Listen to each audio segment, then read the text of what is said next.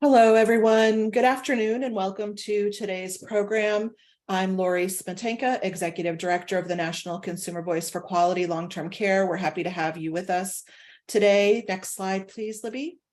For those of you who may not be as familiar with us, the Consumer Voice is the leading national voice representing consumers and issues related to long-term care. Our work is centered around advocating for policies that support quality and are responsive to consumers' needs, empowering and educating consumers, training and supporting others who advocate for long-term care consumers, and promoting and supporting the critical role of the direct care workers and best practices in the delivery of quality care. Next slide, please, Libby. A few housekeeping items before we get started today. As you heard at the top, this program is being recorded. If you have questions for the speakers, please put them in the Q&A feature on your control panel. We'll get to as many as we can at the end of the program. The chat feature can be used to submit comments or respond to questions from speakers or other attendees. We do ask that you fill out the evaluation questionnaire that you receive at the end of the webinar today, and links and resources will be posted in the chat box and will also be posted to the Consumer Voice website at www.theconsumervoice.org. Next slide, please, Libby. So this month marks the one-year anniversary of the Biden administration's announcement that it would be working to implement historic reforms to improve safety and quality of care in nursing homes. A key component of those reforms is to create a minimum staffing standard, which we have long known is critically needed. Over the last year, the Centers for Medicare and Medicaid Services, or CMS, has embarked on a study to determine the minimum staffing level of direct nursing care that residents need and has promised to propose a standard this spring. We've been hearing a lot from the nursing home industry about why it can't meet minimum standards, but getting lost in the discussion is the impact of short staffing on residents and direct care staff, and why we must ensure that enough staff are present to provide care.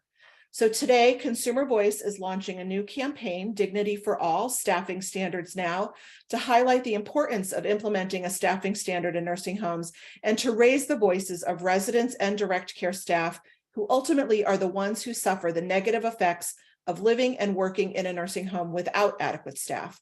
Over the next several weeks, we will host a series of events where we will hear from residents, direct care staff, and policy experts talking about the importance of implementing standards and how we can achieve them. You'll see on the slide in front of you a link to our webpage that'll give more information about the campaign, where you'll be able to register for events and find action steps on our campaign webpage. And again, if you go to our website, you can get more information about that. So next slide, please. So today, our panelists are Toby Edelman, Senior Policy Attorney for the Center for Medicare Advocacy, Shelley Robinson, a Certified Nursing Assistant at a nursing home in Lancaster, Pennsylvania, and Executive Board Member with the Service Employees International Union Healthcare Pennsylvania, Marguerite Grochez, a nursing home resident in Ohio, and Sam Brooks, Director of Public Policy at the Consumer Voice. We're looking forward to their presentations today, and I will turn it over to Toby to get us started. Toby? Thank you, Lori. Next slide, please. There is no dispute that nurse staffing levels are critical to the quality of care for residents.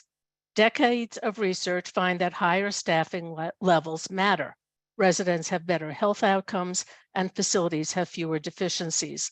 I am unaware of any single study ever finding that residents have better quality of care or quality of life if there are fewer nurses providing them with care. Next slide, please. Unfortunately, the current federal requirements do not lead to the high levels of nursing care that residents need and deserve.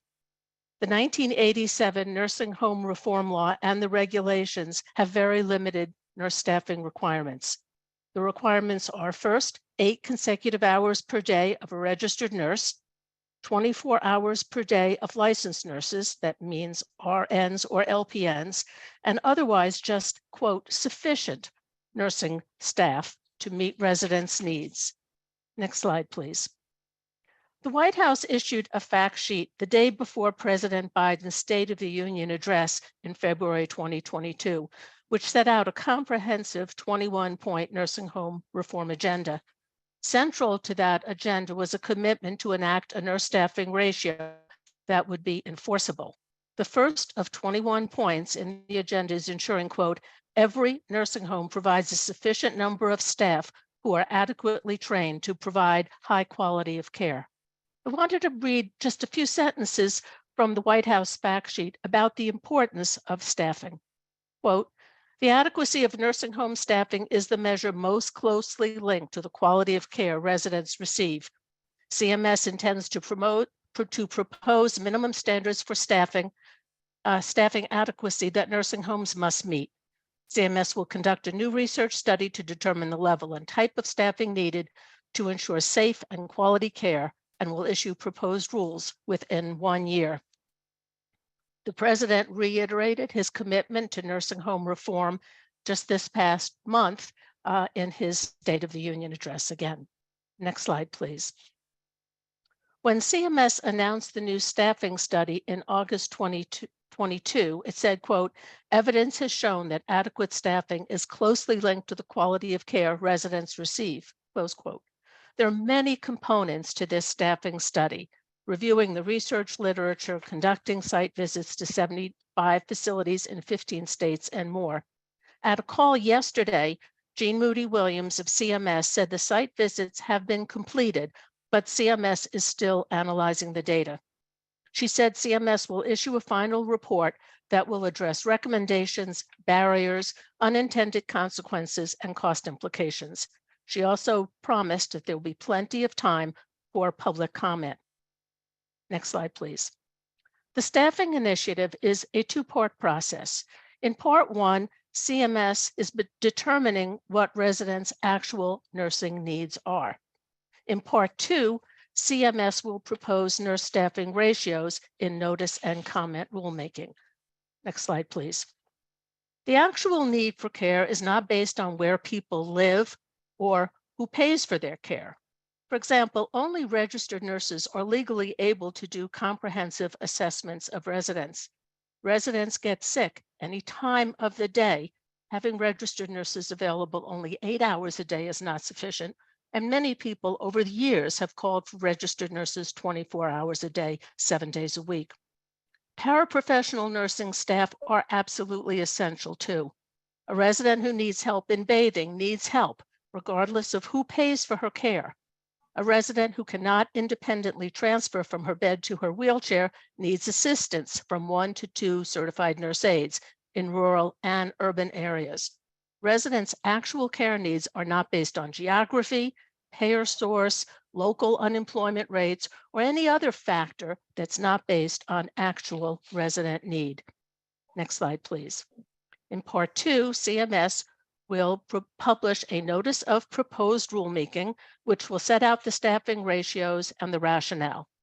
All members of the public are invited to submit written comments explaining why they agree or disagree with the proposal and addressing relevant issues to staffing. So it will be our chance when we see the notice of proposed rulemaking to talk about temporary nurse aides, which I will mention in a moment, to talk about how paying workers a living wage could pay for itself. And there's a link here in the slide to a report by Leading Age, the Trade Association of Not-for-Profit Facilities, that said just that. If workers were paid a living wage, it would improve care and it would pay for itself. No additional reimbursement would be needed. We could also talk about the adequacy of existing reimbursement and related parties, and Sam is going to discuss this a little bit later in the webinar. Next slide, please. Although President Biden made nurse staffing a central part of his reform agenda, concerns about nurse staffing levels have been raised for decades, literally for decades.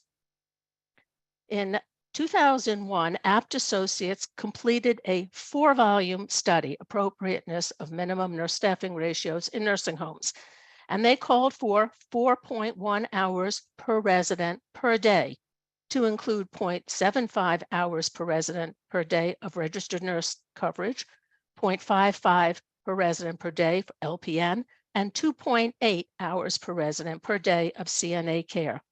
These levels, Abt found, were necessary to prevent avoidable harm and to meet just some of the requirements of the 1987 reform law. APT reported at the time in 2001 that 95% of facilities could not meet those staffing levels.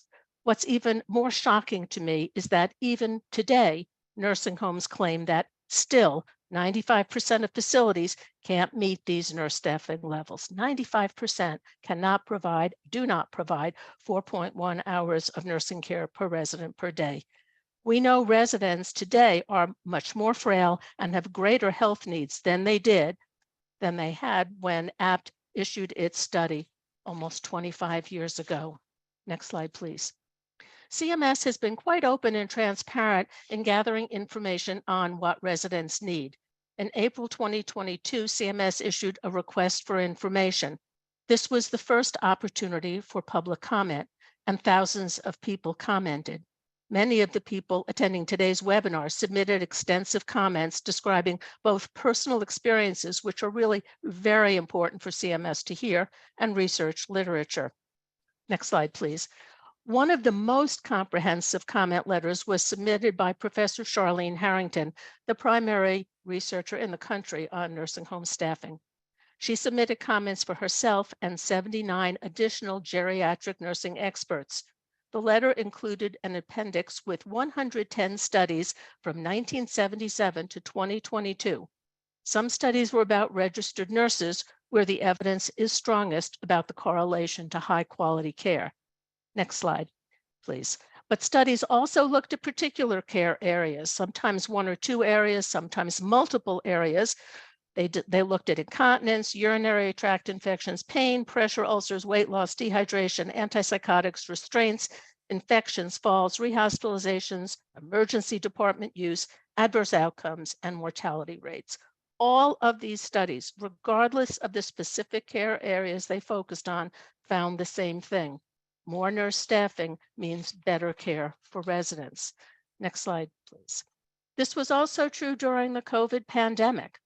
A study in Connecticut looking at Connecticut nursing facilities, found that 20 more minutes of registered nurse time per resident per day was correlated with 20% fewer cases and 22% fewer deaths from COVID.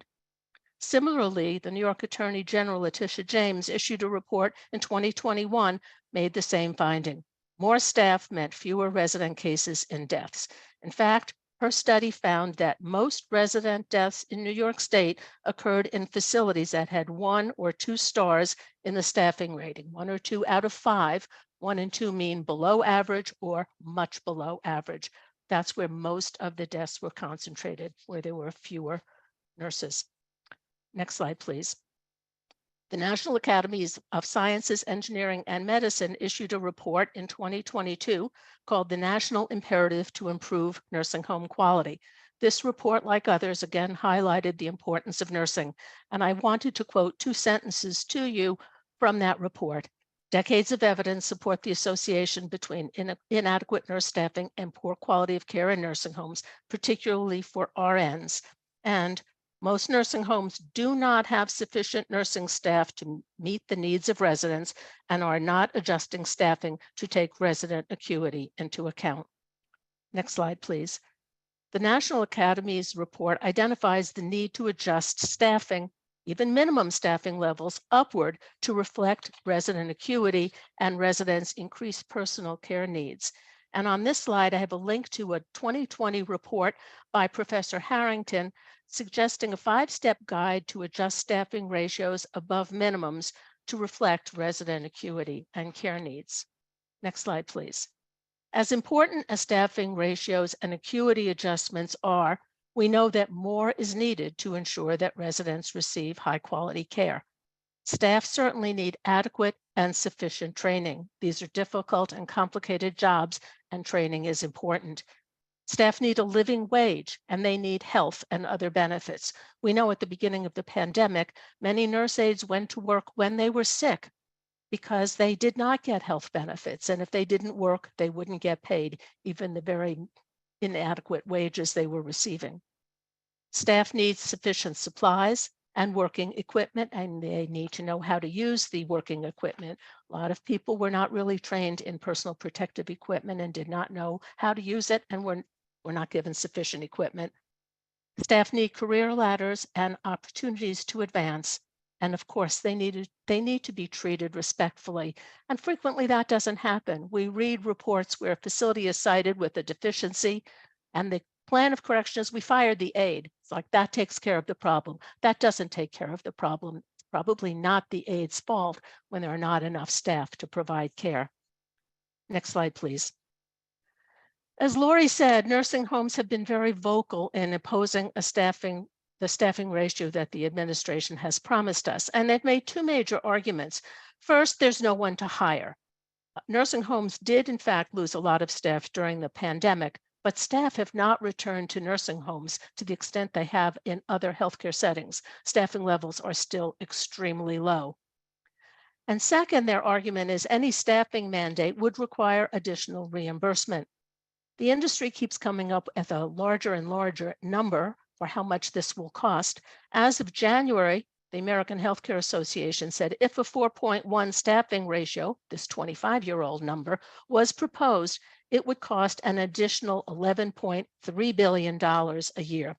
Now, to put this figure into context, in 2020, nursing homes and continuing care retirement communities got almost $200 billion in reimbursement. So there's a lot of money going into nursing homes. They can spend more on staff. Next slide, please. Staffing ratio may seem inevitable at this point, and I think the nursing home industry knows that, but it's taking additional actions that I believe jeopardize the quality of the nursing staff. The nursing home industry supports legislation in Congress to continue the temporary nurse aid program after the public health emergency ends on May 11th. The temporary nurse aid training program was developed at the beginning of the public health emergency when CMS in March 2020 waived nurse aid training requirements. Specifically, they waived the requirement that nurse aides be trained at least 75 hours and pass their state's competency evaluation test. American Healthcare Association created an 8-hour online training program, which many states accepted as sufficient during the pandemic. There are now more than 300,000 temporary nurse aides, and we're not sure how much they're really able to do, how much they can assist CNAs in doing the work. Many are trying to become CNAs without receiving full training. The industry wants this program extended. Second, the industry also supports legislation that removes restrictions on when facilities can train their own aides. And the industry supports changes to immigration law, bring in additional people. We don't know what the proposed rules will say, of course, but we're anticipating some recommendations that the nursing home industry is likely to make. Here are some of them. First, the industry may seek waiver authority so that facilities can be excused from meeting the minimum nurse staffing ratio. This is very troublesome when the ratio reflects the minimum number of hours that all residents absolutely need to get decent care. Second, there may be proposals to count non-nursing staff in the nurse staffing ratio. States are coming up with new categories of workers like personal care attendants that don't have sufficient training to be CNAs. We don't believe that people who are insufficiently trained should be counted in the nursing staff. Third, if staffing ratios are not specific for each of the three categories of nurses, RNs, LPNs, and CNAs, facilities may attempt to substitute LPNs for RNs, and as the research documents, RNs are critical to quality care. Next slide, please. As I end my part of today's webinar, I want to reiterate three things. First, insufficient staffing is not a new problem. Second, insufficient staffing was not caused by the COVID-19 pandemic. And third, nursing homes have not had enough nursing staff for decades. Those points are really indisputable. But now, for the first time, an administration is tackling the issue of staffing head-on and asking the right questions. What do residents actually need? And how do we make sure that residents get what they need? Answering these questions honestly is essential and can lead to meaningful staffing ratios and, of course, improved care for residents. I urge everyone today to send comments when CMS publishes a proposed rule later this year. Please continue to make your voice heard. Thank you.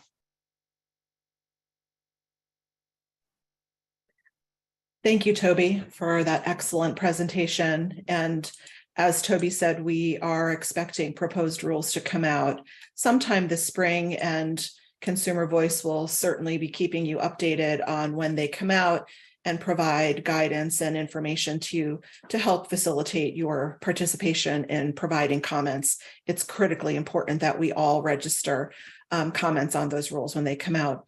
Next, I'd like to call up Shelley Robinson, who is a certified nursing assistant at a nursing home in Pennsylvania. Shelley, thank you for joining us today. Welcome. Hello, welcome everyone. Glad to have you with us. Tell us how long you've been working in a nursing home, Shelley. Since 1994. 1994. That's been a long time. What got you interested in working in this field? I started out taking care of my grandmother when she got sick. Mm-hmm. I think that's how a lot of us got interested in working in this area. We were all very close to our grandparents. And I know certainly that was the case for me as well. So talk to us about a little bit about what it's like as you're working in a nursing home.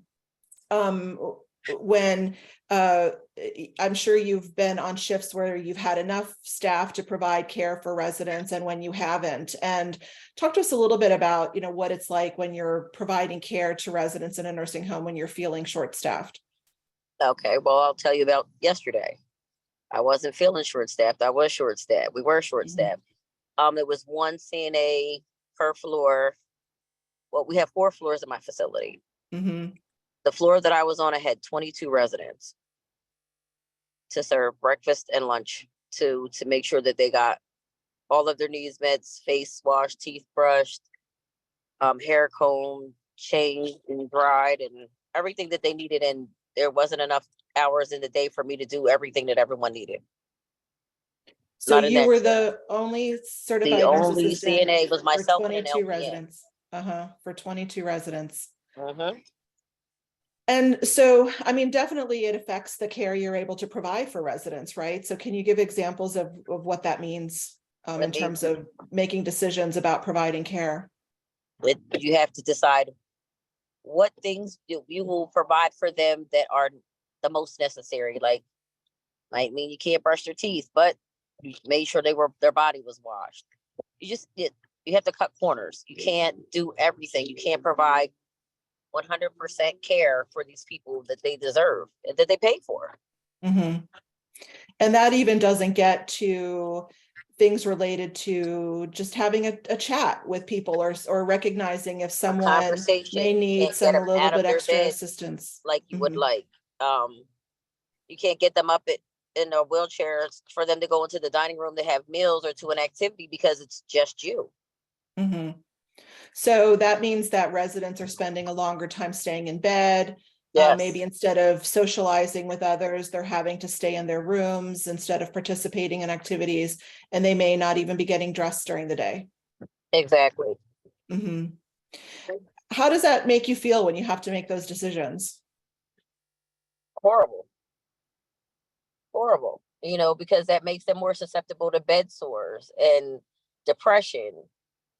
And then a lot of them just want to give up. They don't want to, like if this is how they have to live, they don't want to live anymore. Mm-hmm. I had a man one day tell me to take him back to his cell. Wow. Because that's how he felt. He was living in the cell. Exactly how he felt. Mm-hmm. I'm sure it affects the morale, not just of the residents, but also definitely. of the staff who are feeling this way. Caregivers. Mm-hmm. We're caregivers. This is what we do. We care for these people. We take care of them. I think I explained it earlier and during the chat that we are their family and they are our family. Like we see them more than their own family see them. We're there for birthdays, holidays, Christmas, Thanksgiving, New Year's. We're there with them more than their own family. So They become family. Right. So when you're moving so quickly from one person to another, are you able to really even pick up on like changes in condition or changes in mood or, even kind of figure out some of the things that might be going on with them? No, not at all. Mm-hmm. I mean, there are things that slip through the cracks because you have to, because you have to provide care to this one. And everyone's personality is different than the next. Some Mhm. people are more demanding than others. You know, some people don't require a lot, some require a whole lot. It just depends. And so how has it also affected the staff with, so for example, if you have residents who need 2 people to assist them to the bathroom, for example, or to assist them into the chair or to help them get changed, and you don't have other help who can come and do that. So how does that affect you as a staff person, and what does that mean for you as well as for the resident? And most times we attempt to do it ourselves. That's dangerous, isn't it? Very dangerous. Very dangerous. Mhm. Putting yourself at risk of harm as well as the resident at risk of harm. Mhm. Well, and most times the residents insist. I'm here with one of my coworkers, and she's listening. So if you Okay, see me look to the side, she's telling me what to say also because she's listening. okay. So I don't want you to all to think that I'm crazy. She's listening and she works with me. So she knows the day to day.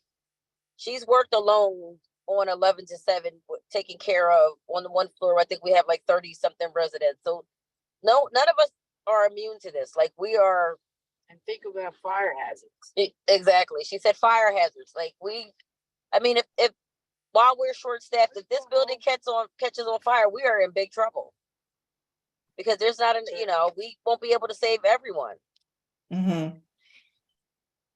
And so are you being told why there aren't enough staff, or why there aren't more staff that are being brought in to work in the building?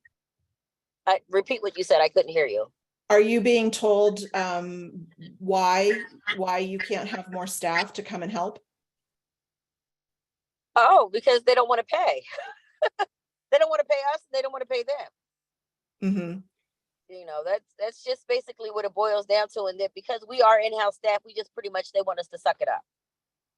Like suck it up and deal with it. And every day, I've been doing this for a long time, and every day the duties of a CNA become more.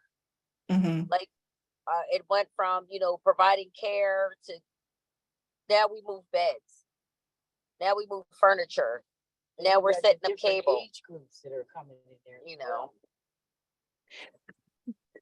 So in terms of you had mentioned a story when we were talking a little bit earlier, Shelley, that that about some of the staff using food stamps to buy snacks for the residents. Can you Yeah. tell us that story again so that everyone listening can hear?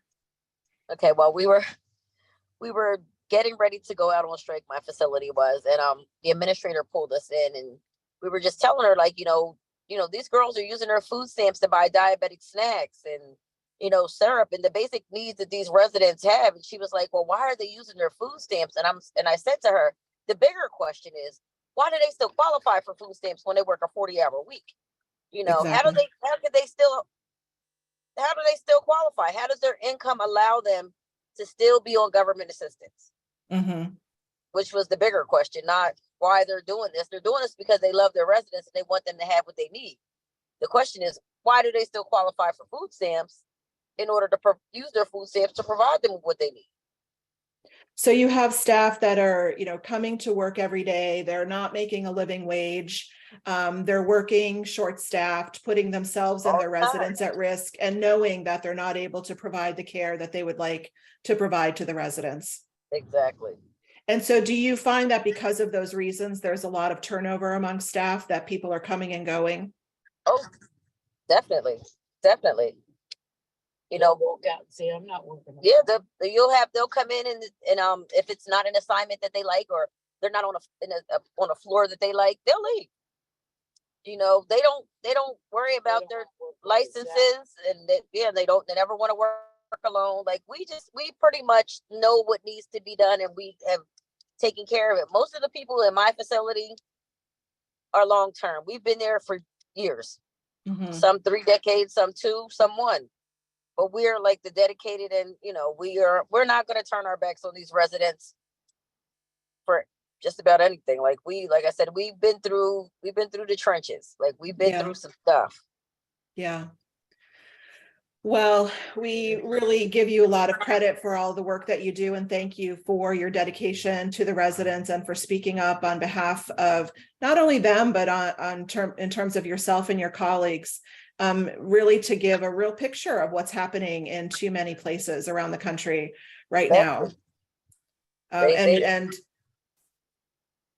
if you had to tell the folks listening, if you had to ask them to do one thing to help make things better in nursing homes, what would you say to them?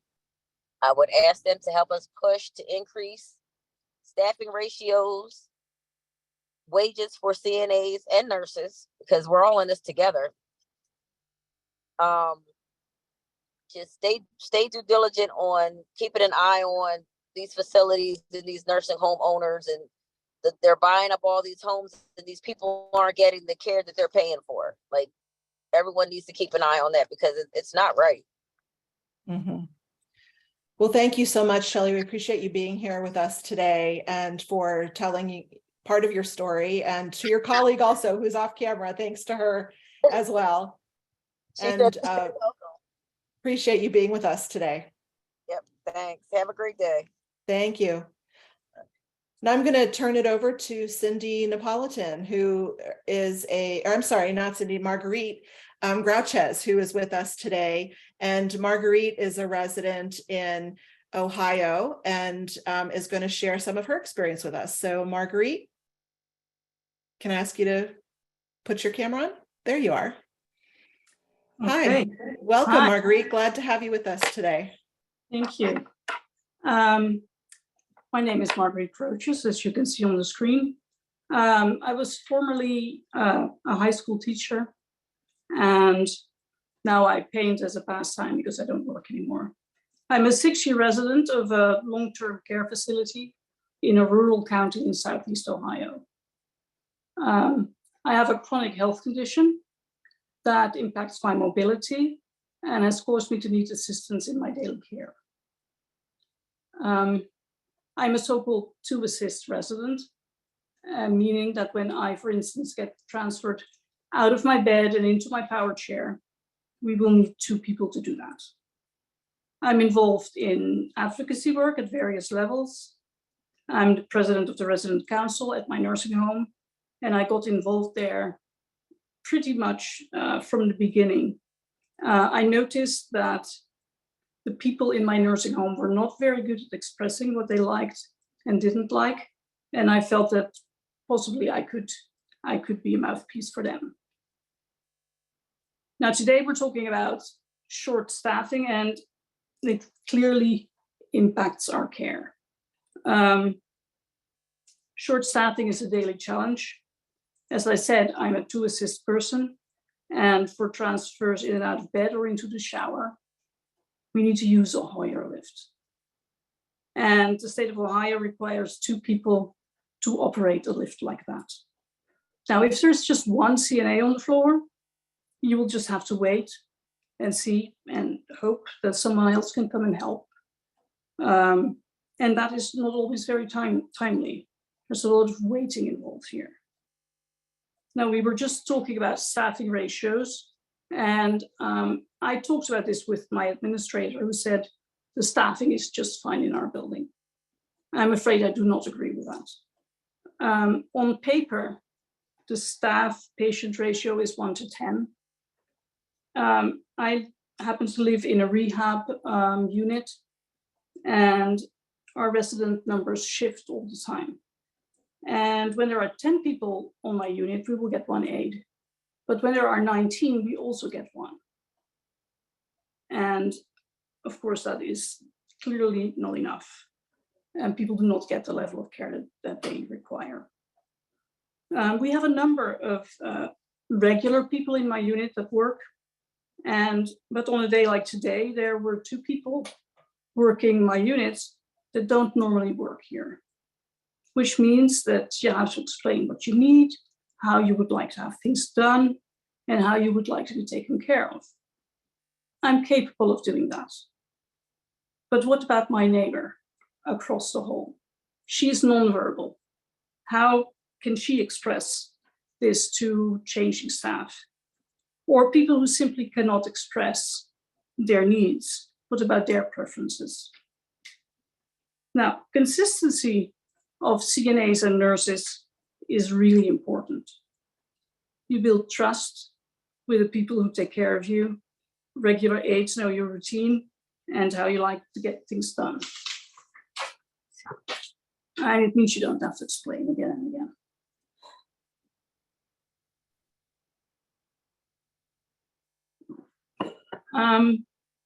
Let's see.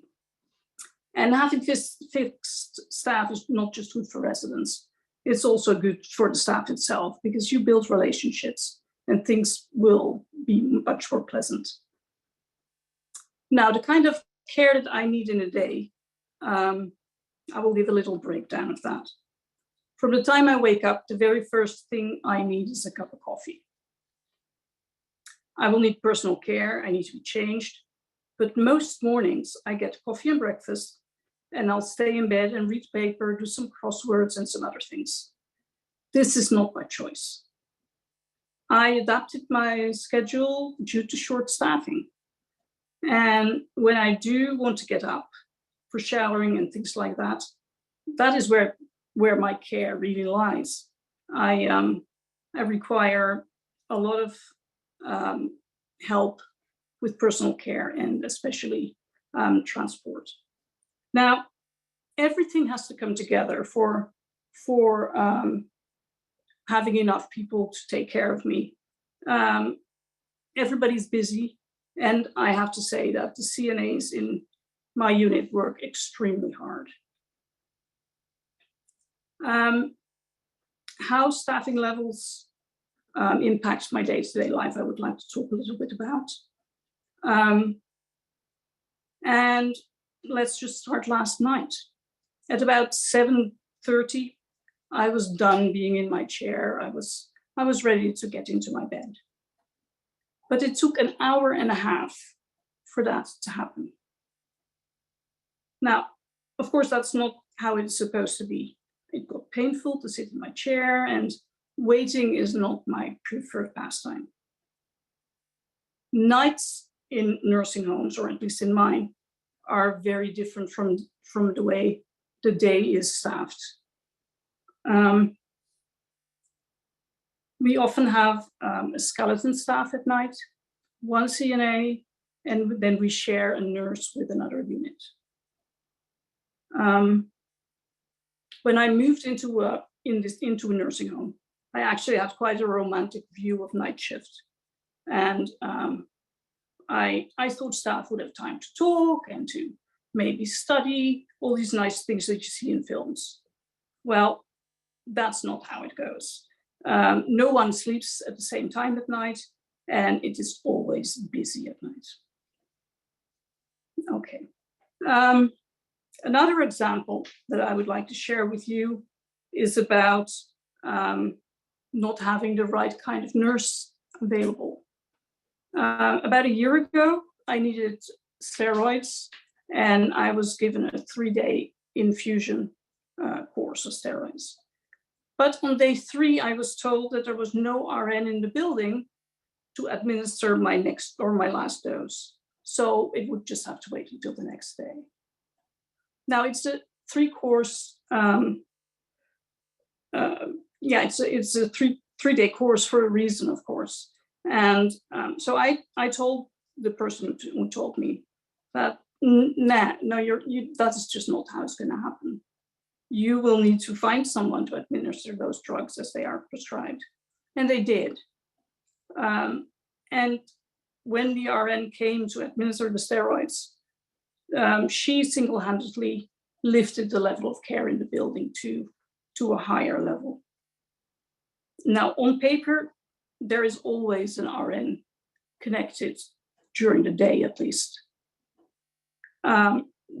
That will not mean that it's necessarily somebody who gives direct care. It could also be someone in administration who happens to be an RN. And so you can be creative, or they are creative, I have to say. Okay.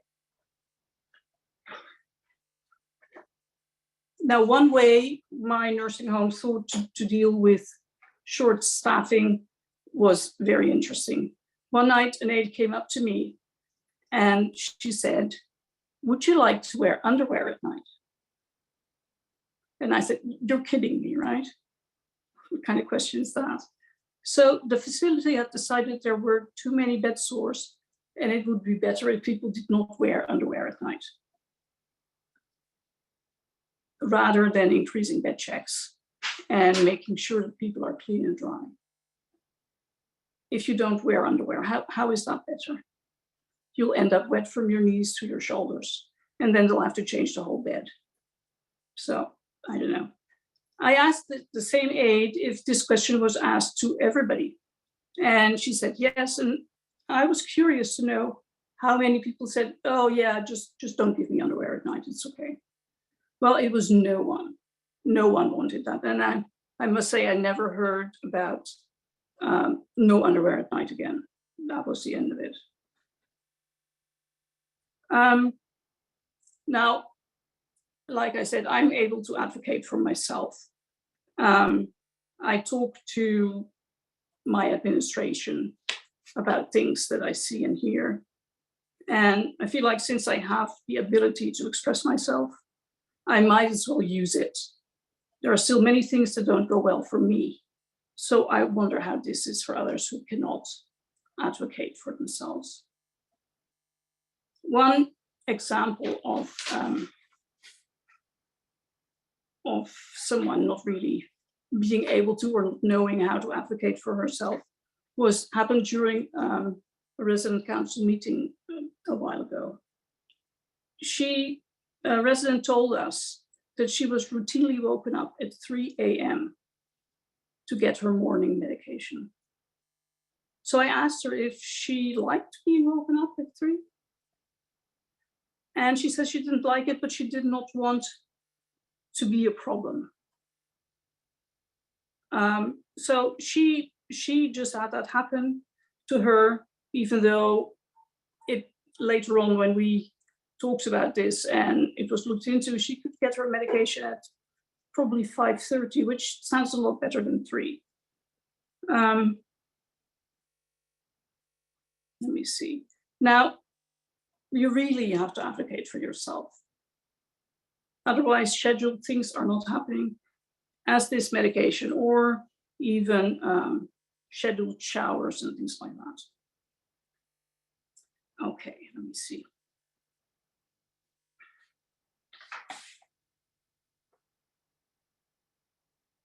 Yeah.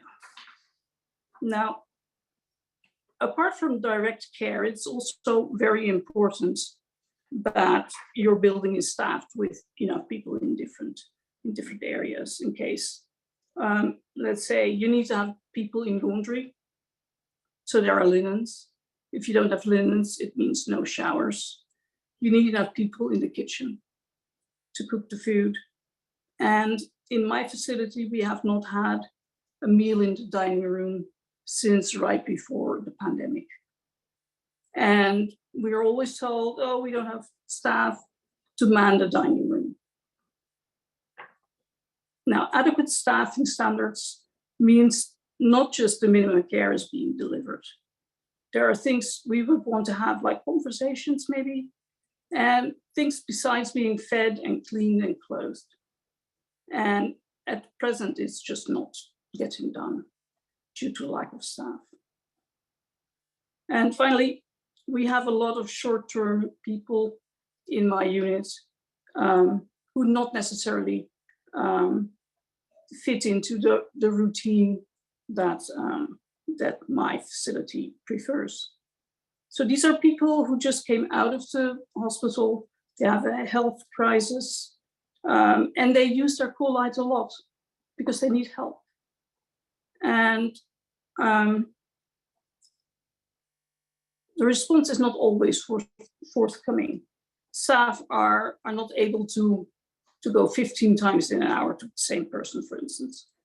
Now, one thing I would think would help greatly is if there was one central person who could answer colites. Because right now, I dropped my pen on the floor. Could you pick that up for me? Or I think I had a heart attack, receives the same attention. So with adequate staffing levels, the quality of care and health outcomes for residents would certainly improve, and it would mean that the added quality of care would be much better. Thank you. Marguerite, thank you so much for such a powerful statement and for sharing examples and your story. We cannot thank you enough for participating today and for your words of wisdom to all of us, and your advice to all of us to keep pushing for adequate staffing levels. So thank you so much. I'd like to turn it over to Sam Brooks, Director of Public Policy at Consumer Voice. Sam? Hi, everyone. Thank you very much. And I just want to echo Lori's comments, both to Marguerite and Shelley. And just to remind folks that they are not alone. We hear from residents and we hear from workers all the time.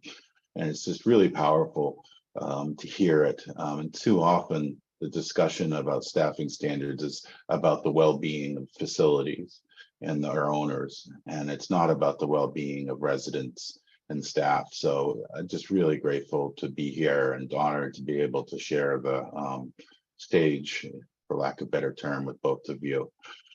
So I wanted to shift gears a little and talk a little more about one of the other Biden administration priorities, and a priority for us, and I think that one that goes hand in hand with ensuring that residents and staff are getting the care they need and getting paid what they should. So, excuse me, staff should be paid what they should. So we're going to talk a little bit about transparency and accountability in nursing home finances. Next slide, please.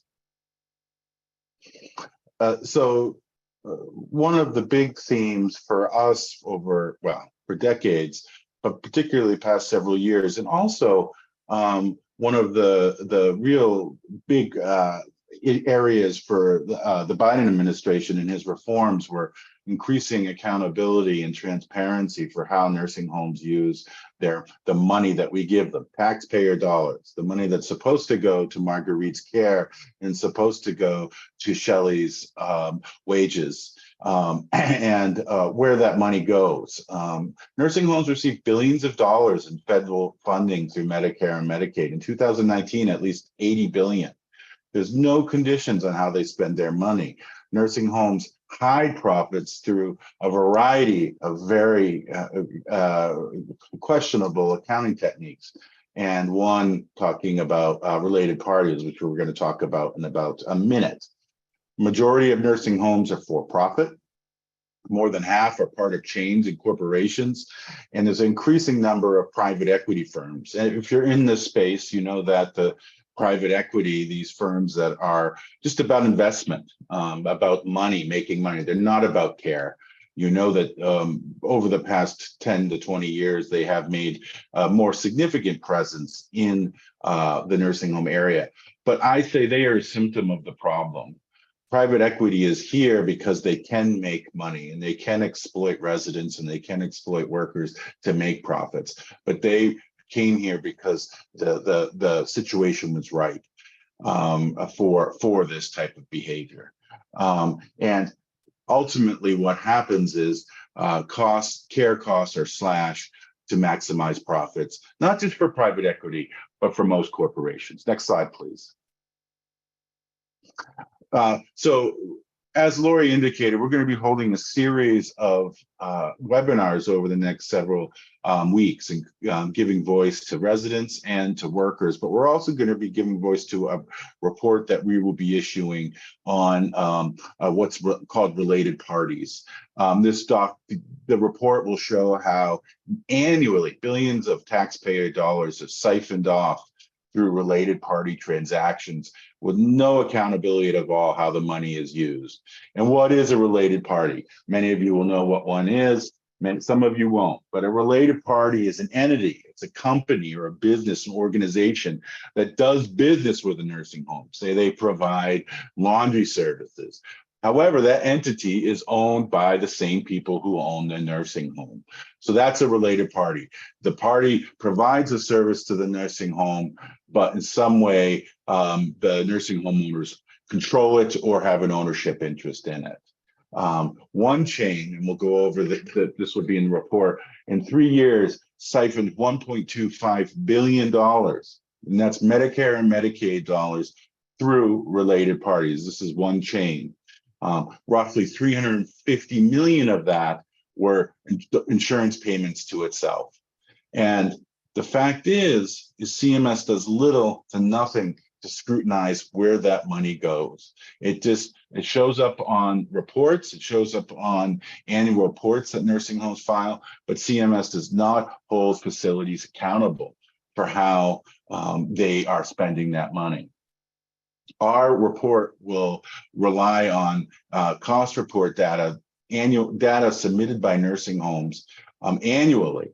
And it aggregates this data, pulls it together, and shows just how much money is being pushed through these related parties. And in our experience of reviewing these cost reports, it is our belief that CMS does nothing to review them. These cost reports often contain glaring errors, decimal points in the wrong place, saying that a nursing home spent billions on staff, clear errors, clear omissions of data, clear omissions of important information that have been sitting there for years that have not been corrected, which leads us to believe that CMS is not looking at these cost reports. Next slide. So let me just explain to you what a related party is. And this is kind of, and again, this is just a preview to a webinar that we'll be holding in a couple months with Ernie Tosh, who has been working on this report with us. So this is the most common related party. I own a corporation, Brooks Health and Wellness Corporation. I also own a nursing home down there at the bottom. It's called Lazy River Nursing Home. So what I do is I create another corporation called Acme Health Corporation. And Acme Health Corporation is owned completely by me. And what I do is I sell Lazy River Nursing Home to Acme Health Corporation. So now Acme Health Corporation on paper owns Lazy River Nursing Home. So that's a related party. Acme Health Corporation I completely own, but yet it shows that Lazy River Nursing Home is owned by Acme Health Corporation. And what I begin to do is I begin to charge Lazy River Nursing Home through Acme Health Corporation exorbitant lease fees. I charge over market lease fees, and I start raking it in. Next slide, please. And what this does, it allows owners to charge exorbitant rents that turn into profits for the owners. This money is sucked off into the coffers of owners, but it is disguised as rent or lease fees. Same thing, really. And also what this allows to do is allows owners to show these rents as expenses. So it shows up on the cost reports as these huge expenses, which reduces the profits. It often makes nursing homes seem that they're unprofitable. You look at the cost report and it says they're in the red. But if you look at what their expenses are, it's because they're paying themselves sometimes tens of millions of dollars in rent fees and other fees. Next slide, please. So I just want to show you one illustration. Brias Healthcare is a chain in California. It notoriously provides poor care. And this information on this chart is taken directly from cost report data submitted by Brias Healthcare. And this is the cost report information for all of their nursing homes. If you look on each year, they've reported that they cost them $11.8 million, that they had to pay $11.8 million in lease payments. But if you look at what they actually paid to their related parties in lease payments, it was $152 million. That means that they paid in excess $140 million to related parties. That's an excess payment of almost 1,200%. So on these cost reports, which we've been reviewing, this data is right there. And it's clear from information like this that CMS just isn't looking at it. How in the world can you explain a 1,200% overpayment, an amount of money that is just unbelievably huge? And once that money goes into the related party, it's gone. No one knows where it goes. This is just one illustration of how related parties are used to siphon off money. Next slide, please. And this is repeated for other functions. So now as a nursing home owner, I create a staffing agency, I create insurance company, I create food services, I create management services. And what I do is I create all these businesses and I start charging my nursing home for them. And the important thing is that CMS does not scrutinize these costs. So our report will show that oftentimes related parties are overpaid by 50, 75, 100%. So it's all right there in the cost reports. And it's very important that, next slide, please. So it's very important that CMS must start auditing these reports. I mean, it's clear that they're not looking at them now since we see these just exorbitant overpayments that are occurring. CMS needs to create some sort of automated system that actually rejects a cost report if it has zero or it omits necessary data. It needs to question, detect questionable information and flag for further review. It needs to be audited. And most importantly, we strongly believe that CMS needs to use something, what we call a consolidated cost reports. And what this would do is require financial disclosure from all companies related to the nursing homes. So that means all related parties would need to disclose just how they're using taxpayer dollars. They would have to disclose holding companies, trusts. There's a myriad number of businesses that gravitate around nursing homes and suck off profits. At the end of the day, what it's doing is not just stealing from us as taxpayers, it's stealing from residents, it's stealing from Marguerite, and it's also stealing from workers. It's stealing from Shelley and the tens of thousands of other workers that this money is meant for. So in a couple of weeks, I believe it's April 9th, we'll be holding, next slide please, we'll be holding a webinar that goes over our report, lays it out in detail how this is done. And remember, 70% of nursing homes use related parties. This has been known about for a couple decades now. And the money is there. It's being siphoned off away from care.